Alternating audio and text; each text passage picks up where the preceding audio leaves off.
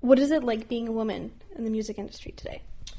Well, the industry today is really different than when we started 11 years ago. There's definitely, there's definitely a different, like, I definitely see more, like, women getting coverage, in rock magazines and a little more rock radio play. I remember even 5 years ago when Walking with a Ghost, like, which was, like, really arguably the only big single we've ever had in the States, cracked the top 10 on alternative radio. And I remember we were at the station and our guitar player, like, brought over this chart magazine and, like, showed us the top 40 on alternative, and there's only one other woman.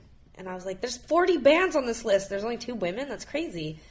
So it's definitely getting a lot better, but there's always been a lot of women in music. So it's not that there's, like, I've heard people say, like, well, it's just because there's more girls in bands now. That's not true.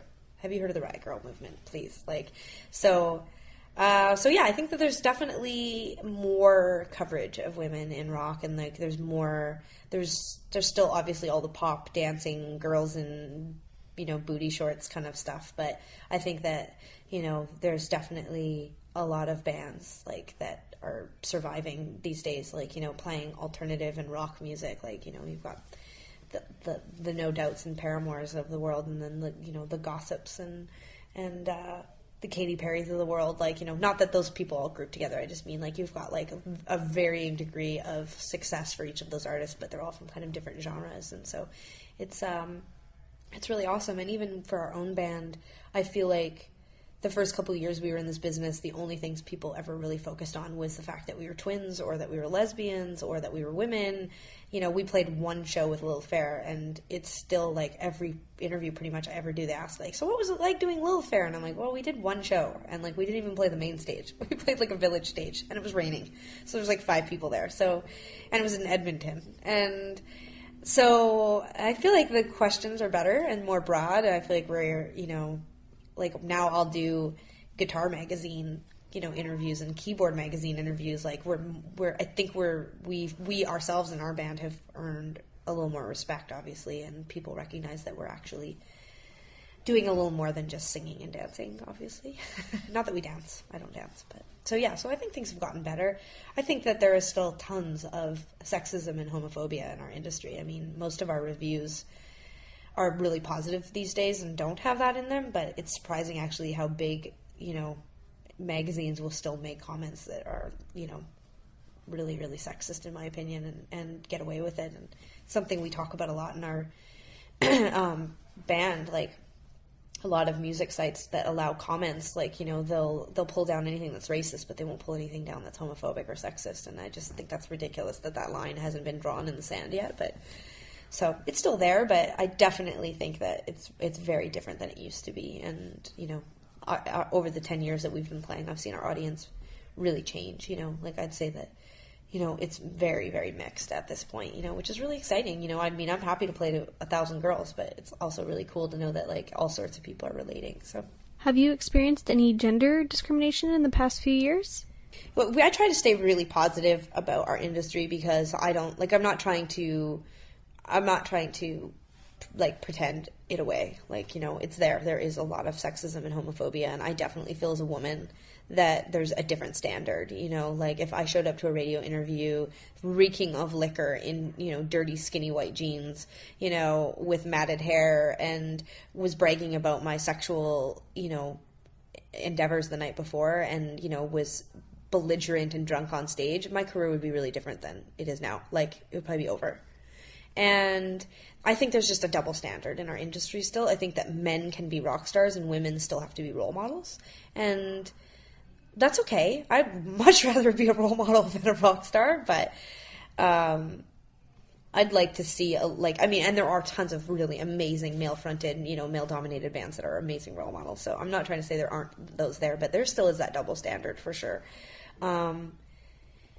In terms of, like, stuff that's made me feel angry when it comes to our gender, I mean, I'm actually the most angry when it's a woman, questioning or making sexist comments, or gender comments about us, like a Pitchfork review off of the con, like there was a woman reviewing us, and Pitchfork's not really ever given us a ton of support anyway, but she said that the con was moving us away from the tampon rock of, like, what we used to be or something like that. And that statement is only fair because of the company we keep, which I still to this day do not understand. I'm like, what, because we have lots of girls in our audience, we're tampon rock? Like, it was just so offensive. Like, I was like, oh my God. And so I think those things come up. I think that women aren't seen as like, you know, it's like we're not as good at musicians or as good at guitar players, or, you know, we can't command the same numbers that a male group will do. But I think maybe just women's aspirations or dreams or their goals are just different. Like, my goal is not to be the biggest band in the world. My goal is to be a great musician and a great writer and a great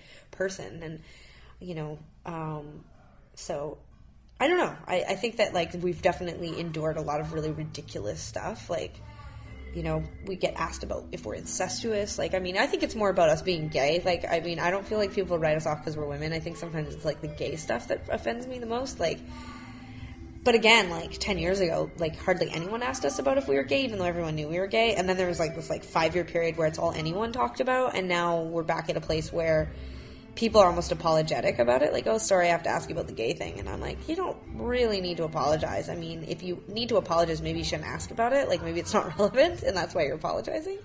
But, yeah, the incest thing still really bugs me. But that's, I think, got to do with, like, society's impression of twin lesbians. Like, you know, porn. Porn is, like, we just think, like, well, you're a twin and you're a lesbian and you're, you know, cute, so you must want to make out with your sister. And it's like, well, don't we all really want to make out with our family? Like, please, like, that doesn't even make any sense. So, you know, and it's women, like, it's women that ask that question. Like, the nerve sometimes of these, like, female, like, radio jockeys that'll ask us questions like that, and I'm just like, what's wrong with you? You know, like, is that really relevant? But I guess that it is. So, and I have no doubt in my mind that they ask just as, like, terrifyingly, obscenely, like, inappropriate questions to men, but it just feels like there's a line in society that we won't cross on certain topics, and for whatever reason, there's still a lot of topics that women have to endure that feel totally ridiculous and inappropriate. So what does the music industry look like in the future with regards to women?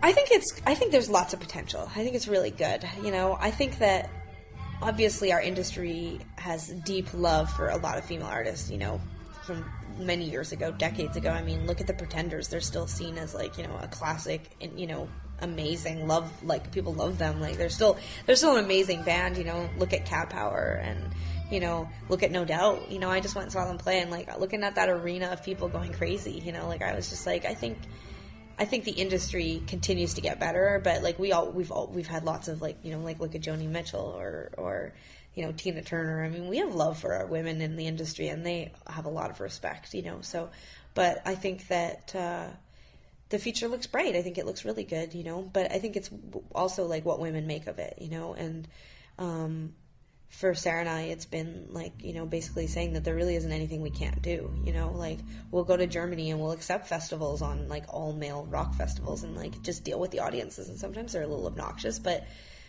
there's no reason why we can't be there, you know, like, in my opinion. And same thing with rock radio. Like, even though there's some part of me that just feels like there's no way we'll ever get played on rock radio unless we change our sound, I just feel like we are rock. We're a different kind of rock, and we're not, like, we don't sound like, you know, like whatever the big bands on rock radio are, like Nickelback or 3 Days Grace, but that doesn't mean that we're not rock music or that it isn't, like the same genre or whatever. So anyway, so yeah, I think that the future is bright, but I think women just have to continue to sort of plow ahead. Like, sometimes Sarah was just saying, she did an interview the other day, and someone said something like, well, you don't really deal with homophobia anymore anyway. And Sarah was just like, I'm sorry, are you qualified to ask or say that? Like, you're a man, first of all, who's straight. Like, are you really qualified to say what I endure or what I go through? So yeah, I think it's just important that we, you know, continue to be in solidarity with our community and be strong and continue to push forward and you know, not let anything get us back. I mean, I don't sit around and think, like, oh, I wish it was easier, and I wish people weren't so hard on us, and I wish we weren't answering questions about being women in rock. Why do we even have to ask? You know, I'll read women's quotes where they're like, you know, I'm not a woman in rock, I'm just a rock musician. And I'm like, yeah, I think it's good to redefine yourself, like, redefine what the journalist is asking you and whatever. But, like, I'm proud to be a woman, and I don't mind being called a woman in rock. I would like to be included in rock magazines when it's not a woman in rock issue, and I am. And that's, you know, that's our pilgrimage, that's our plan, that's our purpose right now, is like, you know, just to basically take down those walls. Like, there's no reason why I can't be on the cover of a guitar magazine. Just because I don't wail or wank doesn't mean I'm not a great guitar player. I am, and I know that, so, you know. Great. Yeah. Thank you. You're welcome.